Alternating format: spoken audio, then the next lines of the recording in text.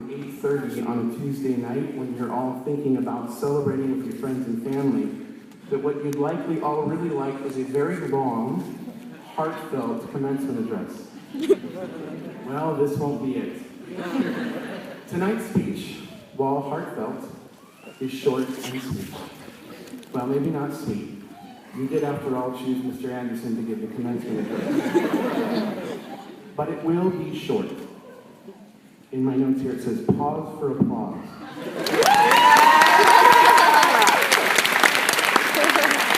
If you're not clapping right now, I'm sure it isn't because you're not hoping for a commencement address on the shorter side tonight. No, if the promise of a short graduation speech didn't immediately cause you to break into spontaneous applause, this is likely because you are a member of the graduating class of 2016, and at some point you were all my students, and you remember on more than one occasion me getting near the end and then saying, "That reminds me of a story." Or you asking one question and me talking for 90 minutes, probably without even answering your question. Yes. You know how it is, Monica. But tonight, I will be brief. Well, just to be on the safe side, let's call it brief-ish. Dr. Wonder, Steve, Aaron, all my amazing fellow teachers who I am blessed to call friends and work with every day, distinguished guests, family, friends, parents, Mr. Jackson, and members of the Da Vinci Science High School class of 2016, good evening. Every May, our amazing assistant principal, Aaron, sends out an email informing us that the senior class will be choosing a graduation speaker and kindly asking if any of the staff would like to have their name removed from the list of possible speakers. In 5 years, I've never asked for my name to be removed from the list. This is not because I've ever wanted to give a commencement address. No, if I'm being perfectly honest, the idea of giving a graduation speech scares me. Despite the fact that I talk for a living, I don't give speeches, especially this kind. There's a big difference between doing something like teaching you to master the art of asking higher level questions in my classroom by telling you what Little Red Riding Hood is really about. We'll talk about it later. And dispensing meaningful life advice to a group of graduates in the company of their friends and family in a college auditorium. In my classroom, I can end every lesson, every day, in the same way, by dismissing you from class by proclaiming, "Peace out, and word to all you mothers." That same tactic is not considered proper form for a commencement address. No, I Googled it. How do you package meaningful, sage advice about the future into a few entertaining minutes and do so without saying tired, worn cliches like, "Today is not the end of your education, it's just the beginning," or "In this era of unprecedented change, this is your day, follow your dreams," something about amassing college debt. Too soon? Given the current unemployment rate, also too soon. To mark a milestone, everything you've done so far has prepared you for this moment. Yuck. When I was in the 8th grade, I gave the commencement address for my junior high school graduation and simply strung together as many of those types of cliches as I could. I started the speech, I'm not kidding, by saying, "Welcome, graduates, to the vast arena of the future." My friends from junior high still make fun of me about that speech and still try to slip the phrase "vast arena of the future" into conversations with me. The epic failure of that speech still haunts me. The very idea of giving a graduation speech makes me suddenly feel like a nervous 13-year-old boy in a cheap suit from Sears without anything really meaningful to say. No, the real reason I never bothered to ask Aaron to remove my name from the list of potential speakers is because I always sort of thought only a class with a really weird sense of humor would ask me to give a commencement. So, very funny class of 2016. as you asked, here's one last lesson. Short and sweet, plain, direct, free of cliches about your future. I hope you like it. If not, you still get to graduate. And if not, I will say the same thing I've told my beautiful patient wife several times over the past quarter of a century. You should have chosen better.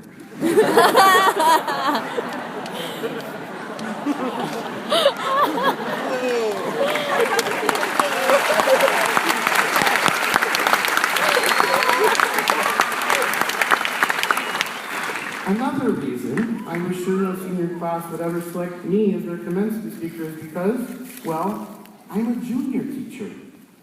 We said our goodbyes a year ago, me and you. You left my classroom for the last time over a year ago on June 5th, 2015, almost singing the words of the Reverend Dr. Martin Luther King from the 1963 March on Washington, free at last, free at last. Thank God Almighty, we're free at last. You know I was going to stick some history in there, didn't you? Junior year. You remember junior year, don't you, class of 2016? Yeah. It says here in my notes, pause for groans. Junior year, where every project seemed to be about the most amazing, most important, most interesting topic ever. You. There was your pivotal event podcast in Mr. Weiner's class, Travis's class. The Transforming Your Identity project in McGregor's. Your personal pivotal events timeline in U.S. history. And at the end of the year, the first draft of your personal statement. All about you. Sometimes it seemed every project and assignment in junior year asked you to look inward, to reflect. Every first project that year was about you. And by junior year, you were all old pros at reflecting and talking about yourself. From Miss Lodi's My Legacy, My Destiny scrapbook in freshman year. You can clap for that. To the interdisciplinary project in the 10th grade where you calculated me in 3D for Frank's class while writing about yourself in Miss Chaw's while making mini-me's about yourself in Spanish. Everything, even before junior year, was all about the most wonderful of topics. You. Well, here's the heart of my speech tonight. 5 minutes in, I'm making good time, aren't I? Guess what, class of 2016? It's actually not about you. I mean, tonight is, in a way. You made it. It's over. You graduated. You passed calculus. Right here in my notes it says, at this point look directly at Noah. Go out and celebrate with your friends and family. I think Denny's will still be open when the ceremony goes on. But in another way, tonight isn't really about you. You know this in some sense. Tonight we're all here to celebrate you and your accomplishments, but tonight is also about so many other people who have given of themselves, of their time, of their talent, their passion, of themselves, so that tonight's celebration could be partly about you. Tonight is about your parents. You should have applauded right there.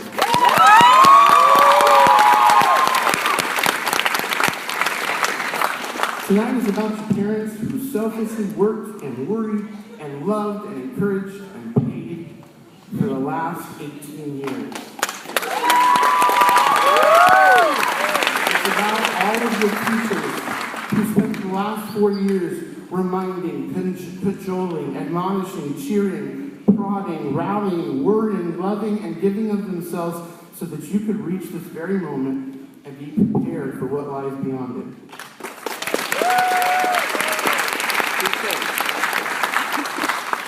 But in a larger sense, when I say it's not about you, I don't even mean tonight really. What I really mean are all those things graduation speeches are supposed to talk about. What happens after tonight. Believe it or not, that's not about you either. And that's not only what it can be about you if you want it to be. And that's what a lot of graduates choose. And it's what we so often tell them in commencement addresses. We so often send graduates out into the world, the vast arena of the future, with advice like, follow your passion, chart your own course, march to the beat of your own drummer, follow your dreams, do what makes you happy. Yeah. Class of 2016, the real truth is, most people don't actually find themselves first and then go out and lead a life. I know I certainly didn't. Even though I knew I wanted to be a teacher when I was 10, I didn't really find myself until I started teaching. I didn't really find what I was supposed to do until I started doing it. In other words, I didn't go out and find happiness and then become a teacher. I became a teacher and then found happiness in doing something that was more important to me.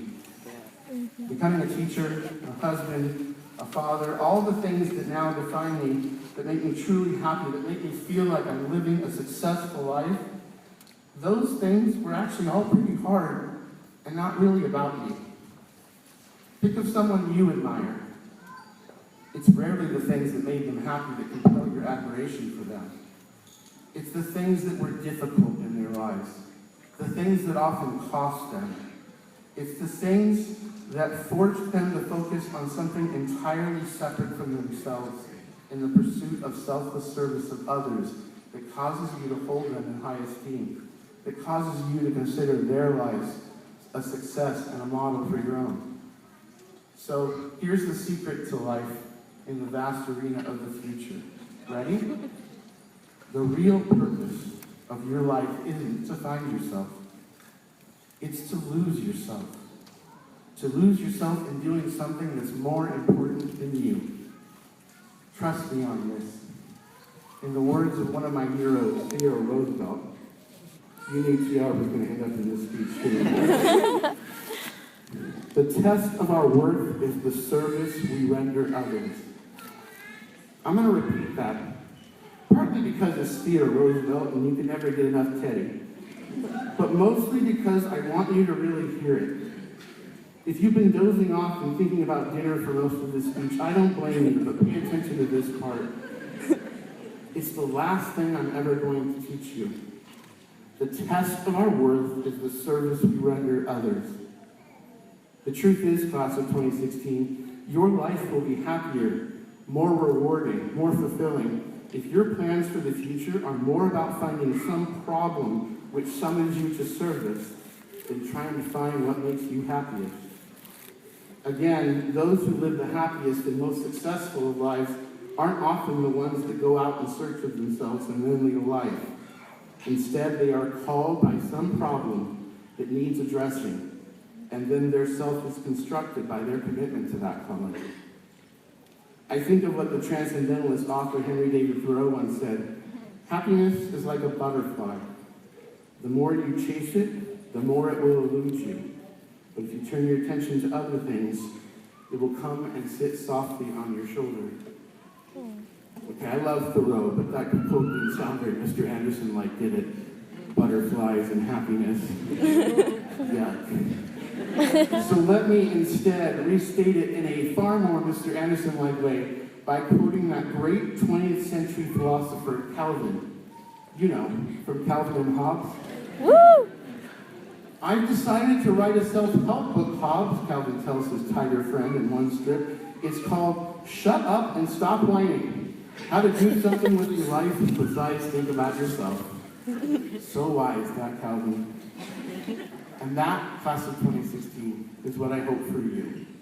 That after leaving here tonight, you will know how to do something with your life other than think about yourself. That you will find your calling not in the college you will go to, the career you will have, who you will or won't marry, where you will or won't live, how much money you will or won't make, but that instead you'll find your calling in doing something that isn't about you. Something deep and important and meaningful in the service of others. Well, that's it. That's the last thing I'm going to teach you.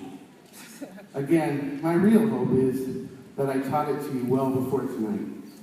I like to think that all of us here that are here to celebrate you tonight, your family, your parents, your teachers, that they've already demonstrated to you that the best use of a life is to do something with it that outlasts your life, that isn't about you. I like to think that your teachers and your parents have been watching over you and caring more about your future than about their own. And I hope that as you prepare to leave Da Vinci Science, it's something you'll feel the teachers on this stage, and of course those not even on this stage, who bought a plane ticket and flew 2,500 miles just to be here with you for your graduation, have demonstrated already over the past 4 years the best things in life are the things we give others. As another one of my heroes once said, according to one translation, the more lowly your service to others, the greater you are. To be the greatest, be a servant. My hope is that over the course of the next several years, as you are discovering your own life's work, that you will have occasion to think of all those who made their life's work about you and found indescribable joy in doing so, and that you will do likewise. Okay, I'm done now.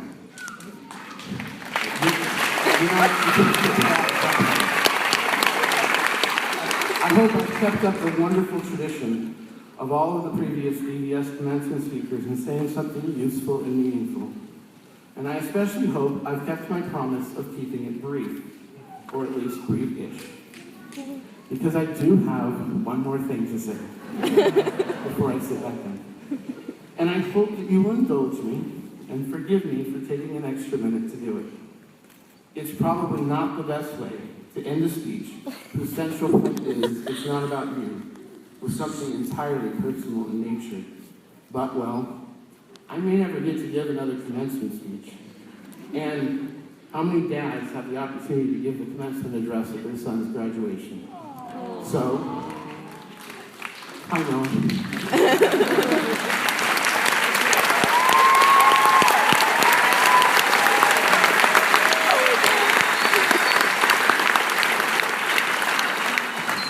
I love you.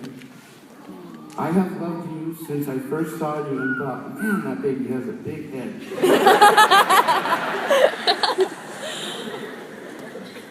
Loving you has helped me realize that my life isn't about me at all. I loved you when you were little, and we spent so many weekends together watching Batman cartoons, eating as much sugar as we could, and going to the library and comic book stores. But if I really think about it, I have loved more than any other time in your life these last 4 years, because I got to be with you every single day at work. I know that during your freshman year, that often meant me threatening to kill you on the car ride home. You left me late to the 10th grade, boy.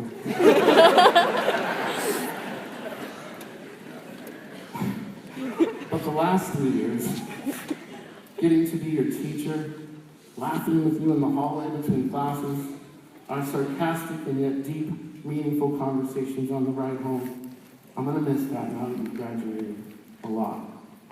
I'm so proud of you, son. Though I know that almost everything that is so special and wonderful about you is as a result of your extraordinary mama. And seeing the man you've become and thinking about the man you will be in the service of others, I like to think that I played some small part. And if I did, and that was the only thing I've ever accomplished in my life, it was a life well spent. I love you, kid.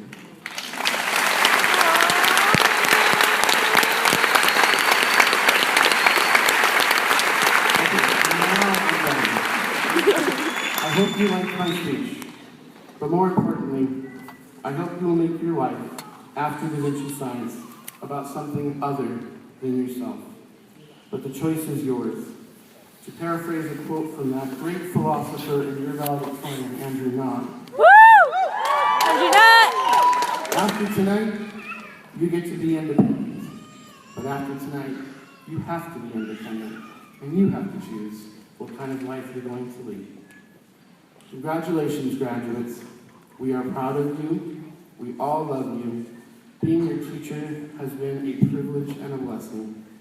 Now go out and celebrate and do something for yourself, because after that, you have work to do.